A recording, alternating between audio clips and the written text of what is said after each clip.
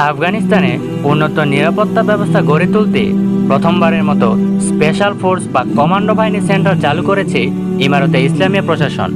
Commando বাহিনীর কার্যক্রম প্রথমে রাজধানী কাবুলে ও পরবর্তী দেশজুড়ে চালু করা হবে বলে জানিয়েছে দেশটির প্রতিরক্ষা মন্ত্রণালয়।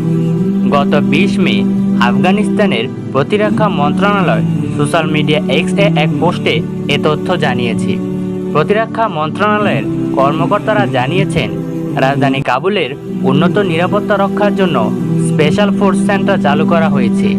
এটিকে একটি গুরুত্বপূর্ণ পদক্ষেপ হিসেবে বিবেচনা করছে ইমারতে ইসলামিয়া কর্তৃপক্ষ।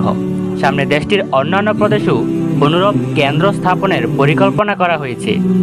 জানা যায়, বিশেষ এই কমান্ডো বাহিনীকে আধুনিক উন্নত প্রযুক্তির অস্ত্রশস্ত্রে সজ্জিত করা হয়েছে এবং যে কোনো পরিস্থিতিতে তাদের দায়িত্ব পালনের জন্য পেশাদার প্রশিক্ষণ দেওয়া হয়েছে।